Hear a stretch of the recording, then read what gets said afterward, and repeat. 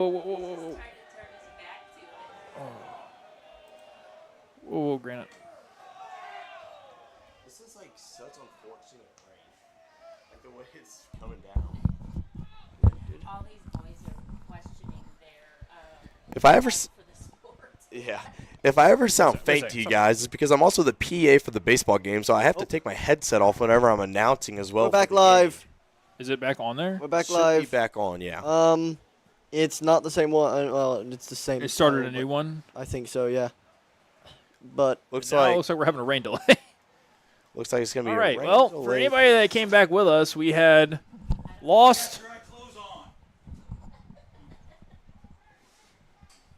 We lost connection for the second time this week, unfortunately. But we got connection back, and now the rain is coming in sideways. I know. Good thing Wally's on the bus. We're going to have to see what happens here because we have officially, at this point, if the game were to be called, it would be an official game. Oh no, it's supposed to only rain for 4 minutes, it says. But I have to imagine that Hermann is not going to want this game to end this way.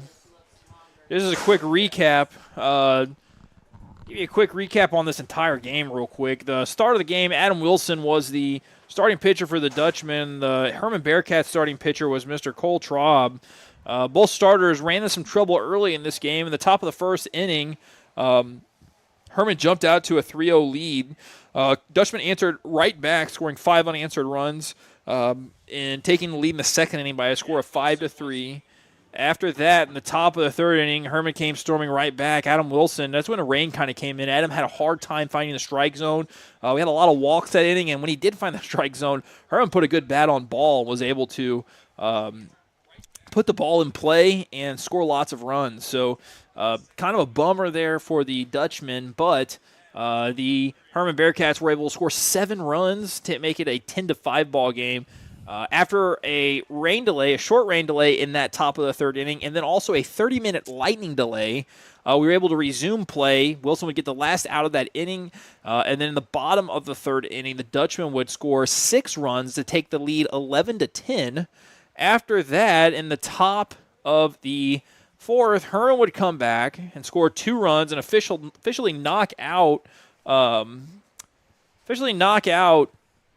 Adam Wilson from the game, where Elias Medlock would take over. On the top of that fourth inning, it was a lead change again as Hermann took the lead, but we came back in the bottom of the fourth inning, and then Owensville regained the lead. And then in the top of the fifth inning, Wally, the head coach for Hermann, would get ejected on a out call at second base. A Hermann runner, I believe it was Braxton Carr, was trying to steal second base. The field was a little bit wet. He overslid the bag, and then after oversliding the bag, he was safe initially. He tried to get back to the bag. Jansen Leb was able to apply the tag to get him out. It was a pretty bang-bang play. It was close, but the umpire called him out, much to Wally's dismay. Some arguing would ensue. Eventually, the field umpire had heard enough, ejected Wally from the game. So Wally is currently on the bus, the Hermann coach. The first base coach assumed the role of third base coach. It looks like the assistant coaches are meeting right now with the home base ump, maybe discussing about the game, what's going to happen now. Timmy, you want to take the camera around over there? Yep. Well, actually, now you see him running across the field. Got the I'm gonna make that a little smaller for you us. can make it a lot smaller here. So I have in this corner, put it over the blinding light. Yeah, it's pretty bright out there. Looks like we're sitting put for a minute. I have to imagine Hermann's not going to want to end this one.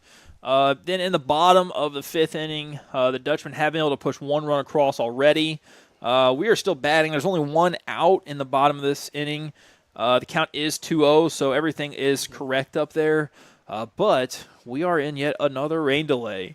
Here's one thing that I will tell you, and I'll go back to my senior year of high school. I think we lost. Now, we were playing at the Memorial Park still. I think we lost something like 7 games due to rainouts. It's a really big bummer for a baseball player to, practice and then when your contest comes up, your games, not be able to play. But that's just a sad reality for high school baseball in Missouri.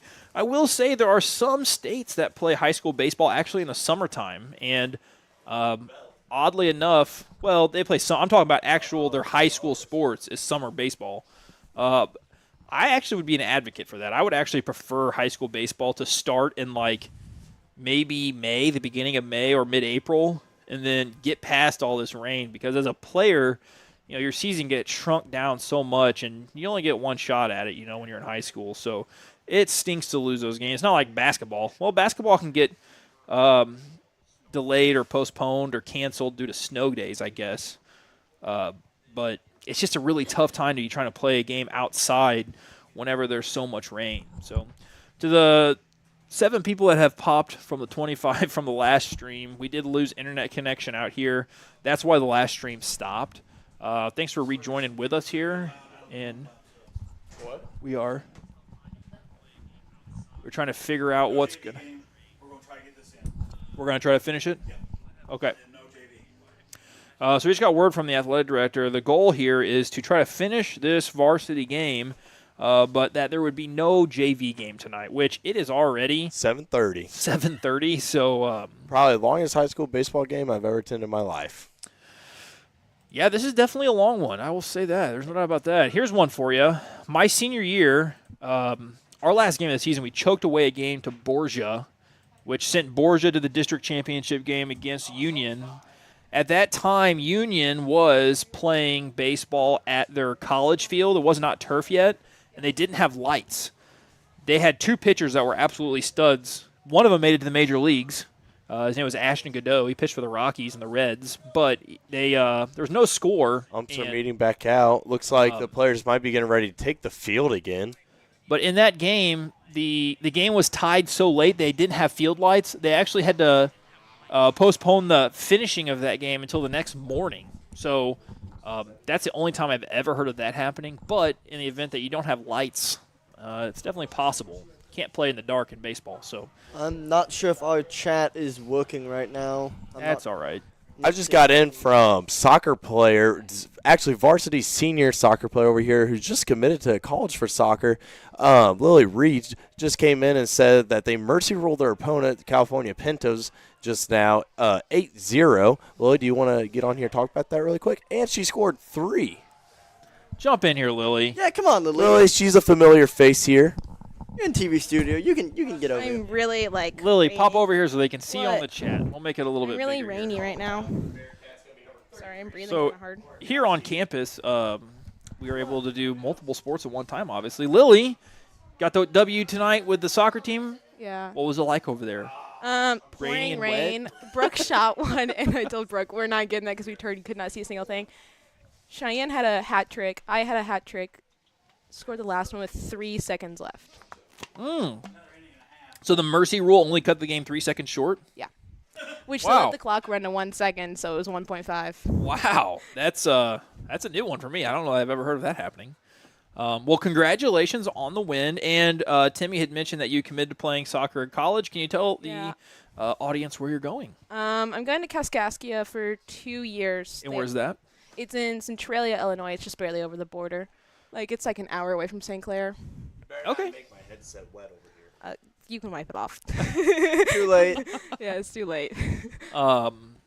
What's the outlook for the girls' soccer team this year? I think the games that we're gonna win, we're very obviously gonna win, and we're gonna put the games that are more aggressive. I definitely think we'll be very aggressive against them, and they'll be close games. Unless we're Union in that, they're obviously a really good team.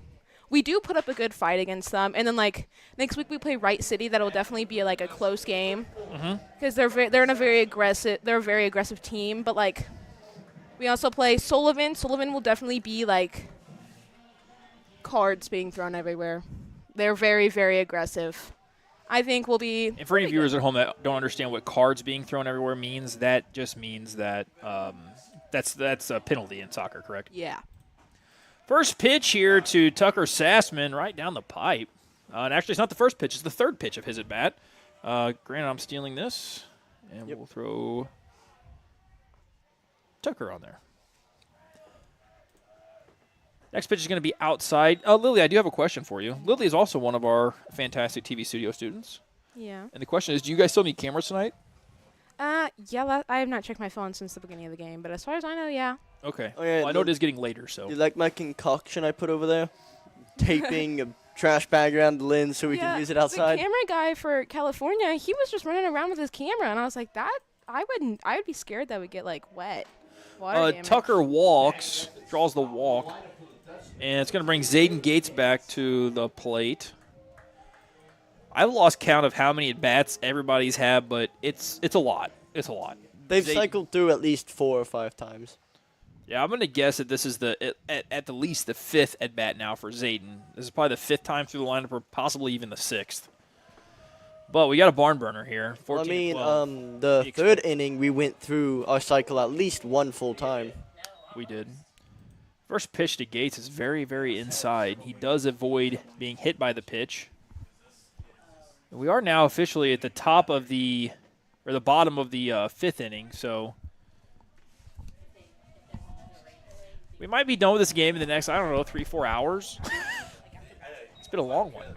If it's 3-4 more hours, man, I think you'll be here by yourself and just the players. I think everyone's going to dip after that. All right, I'm back with the wet headset from Lily Reed. Got a little bit rained on. Lily, thanks for joining us. Thank you for joining us, Lily. We appreciate it.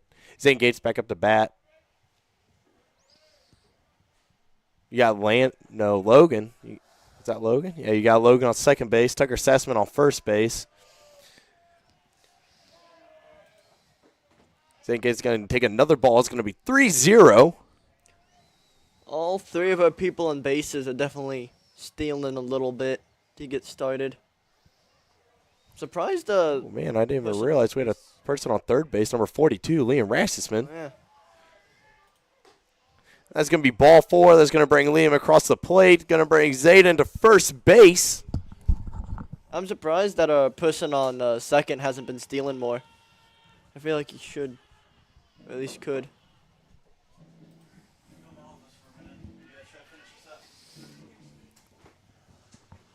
All right, it looks like we're probably going to have a pitching change here as everybody is coming in. Looks like Dutchman players are moving across the field.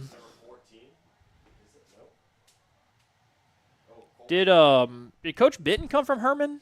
He did. So Coach Benton did originally come from Hermann. He came here 2 years ago after being the Hermann's assistant baseball coach and assistant football coach. Okay. He also has a degree, surprisingly, in video editing. Oh, I was like, where are you going with this? That's not surprising at all. But in video editing, I did not know that. Man, maybe he should. I don't know, maybe it's he something should like stop that. by and tell us. Minor? There we go. A minor in video editing. He should come by and tell us if our editing is any good or if it's just absolutely horrible. Hey, we'll take all the help we can get. There's certainly no doubt about that. He walks in, he looks at like one of our videos, is like, this is wrong, this is wrong, this is wrong, this is wrong, this is okay, this is wrong. It's quite possible. That could definitely happen. To the 9 people who have switched over to the second stream now, sorry we lost the first one, but for some reason, this is if you tuned into the track meet, this has happened twice now at our outdoor broadcast. We're hopeful that we're able to keep this from happening any further.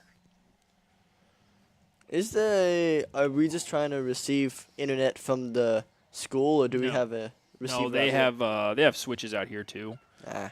But is it just you have it set up wirelessly, or do you got an Ethernet cable plugged in here?